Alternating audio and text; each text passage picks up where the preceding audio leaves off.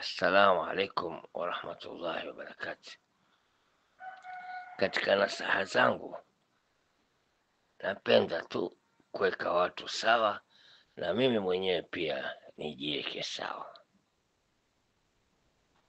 Na wahusia wanabloga wote na hawa wanaojiita wanaharakati, na pia najihusia mimi mwenyewe, wakati wowote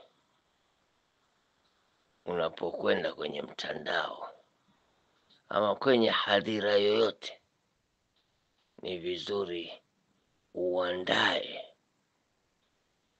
yale unayoenda kuongea yawe ni maneno ambayo yaeleweka na yanaweza kuleta natija kwa jamii. Dhamira kuu ya wanabloga ni kufanya siasa, aidha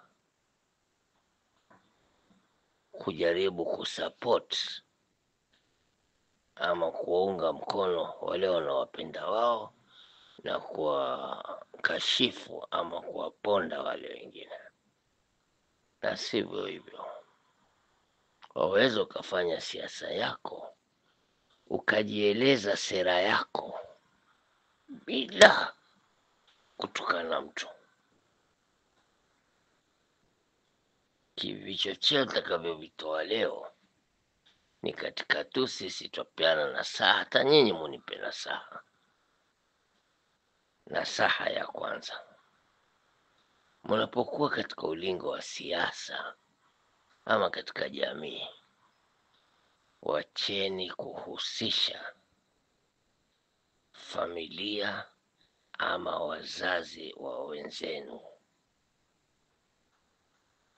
Mzazi kama mama Nasim, mtoto wake akimtaja, kuna makosa gani? Ni mwanaye yule, mamake anampenda, kwani mtawekea mipaka?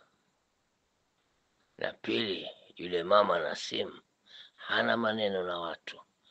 Sisi ni mama yetu pia, twampenda. Kwa hivyo nawaambia nyinyi wanabloga nyote kwa jumla, mtoeni huu mama kwenye ulimi wenu, mtoeni katika mdomo wenu. Kwa kumwingiza katika siasa zenu, mwajiharibia wenyewe. Huyu ni mama, sisi tunamheshimu na sioni shida. Mimi nikijisifu na mamangu sioni shida.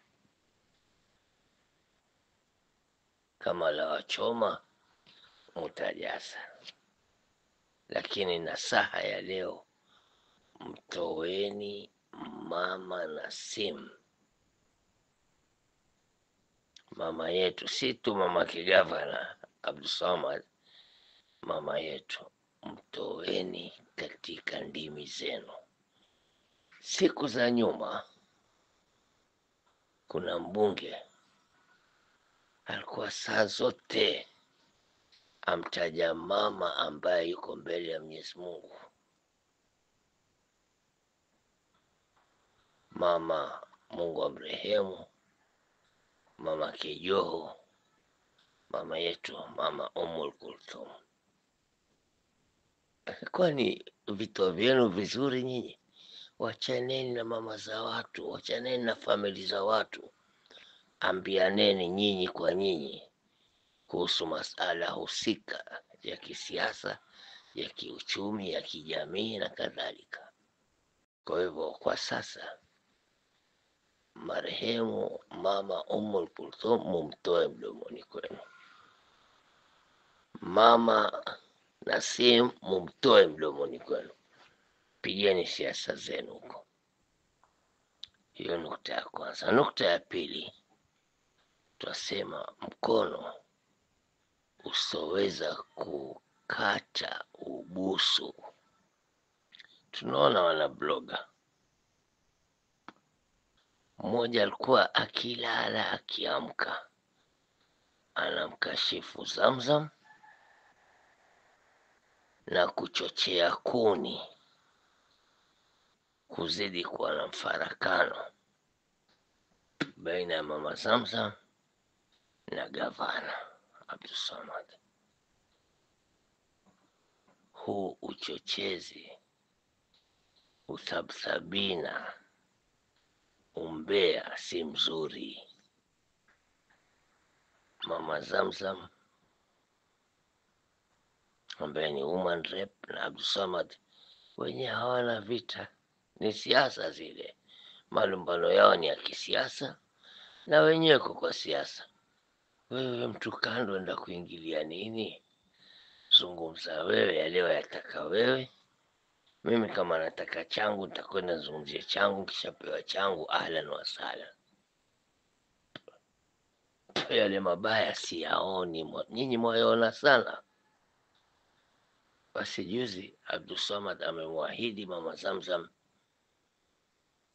atasimama naye, na Mama Zamzam akamwahidi Abdulswamad watatembea pamoja katika ulingo wa siasa.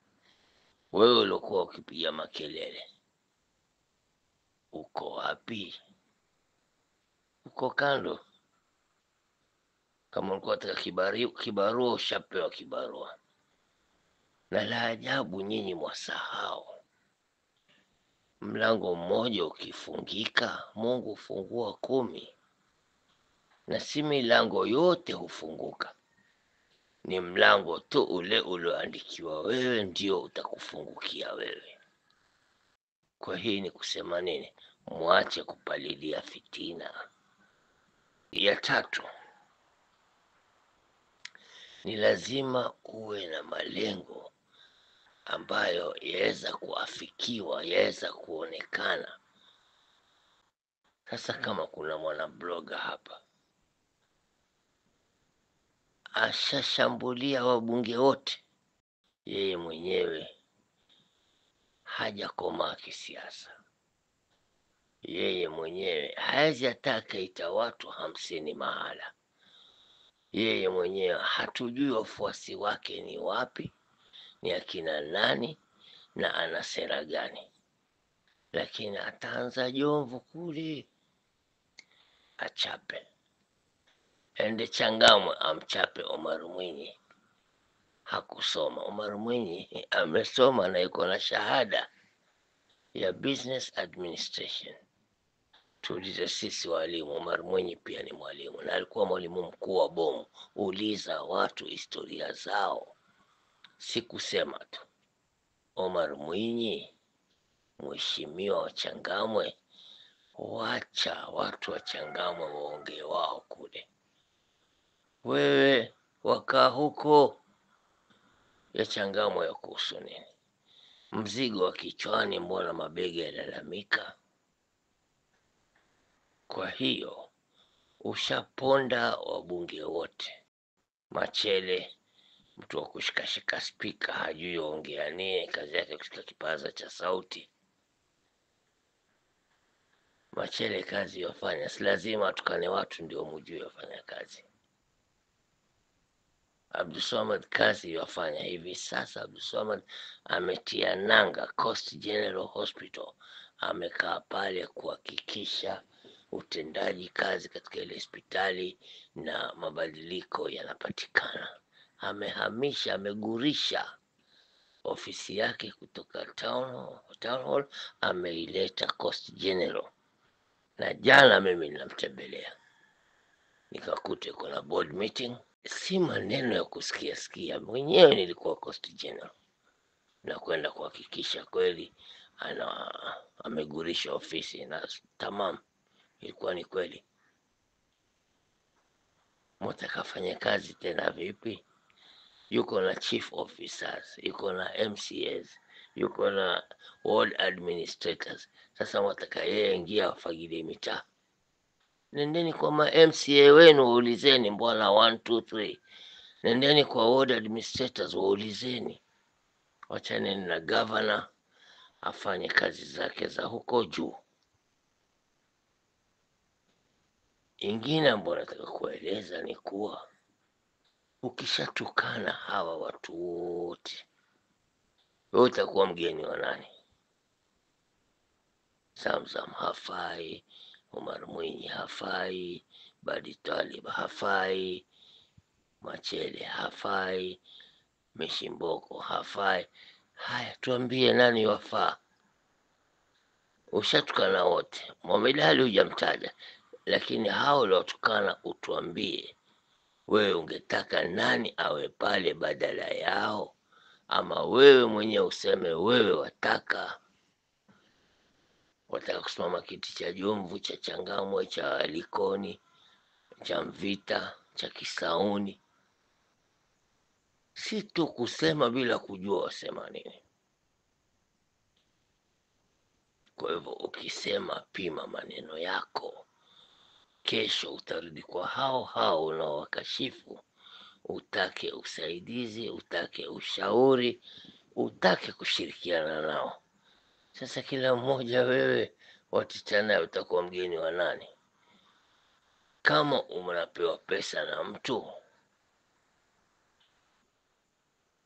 basi usisahau wale walotangulia kukufadhili. Mtu hata kama amekufadhili siku moja, kwenye hisani usipeleke nuksani. Anayekutendea wema mlipe wema. Huna la kumlipa, nyamaza. Nukta yangu ya mwisho ni kwamba unaingilia hata masala ya mashamba. We ni surveyor, unaingilia masala ya mapolisi. Wewe ni anti-corruption, unaingilia masala ya shule. Wewe ni ofisa wa elimu au ni mwalimu. Jaribu uwe na msimamo. Kazi yako si mbaya, lakini haina lengo lolote. Ni kama kubweka tu, si namna hiyo. Ukiwa wewe ni mwanabloga na hauna lengo kamili, sisi tutasema una upungufu wa mawazo, ama una kitu watumia, ama hujielewi. Tengeza wewe lengo lako, dhamira yako, uza sera yako. 2026 ni mwaka ujao, siasa zaanza. Wataka nini? Wataka MCA, wataka kuwa governor, wataka kuwa woman rep?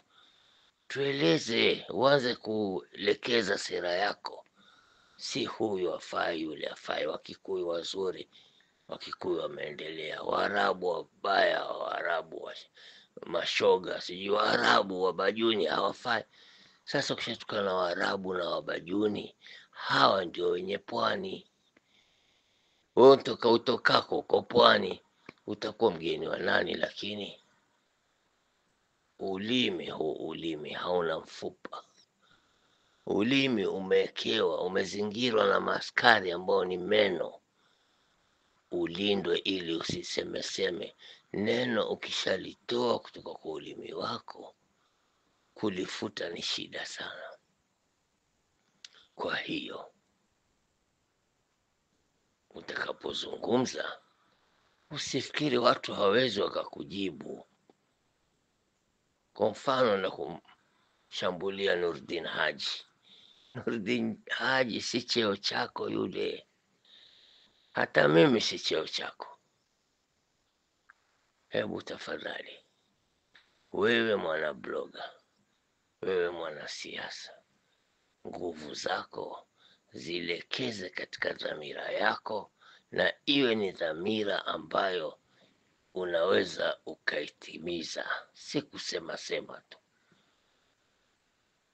Watu wamenyamaza, hawakuambii lolote, utakosa ushindana la kusema kabisa, utanyamaza mwenyewe. Waswahili husema mwacheni aseme, akichoka atalala. Aseme mchana, usiku atalala. Na wakasema Waswahili, msema pweke tamalizia methali. Wewe ukuwa ni msema pweke, hujui ataka nini. mashamba, elimu, polisi, wanasiasa, MCA, woman rep, wataka nini? Mimi nakuuliza wewe, wataka nini? Umefanya nini? Una wafuasi wangapi? Assalamu alaikum.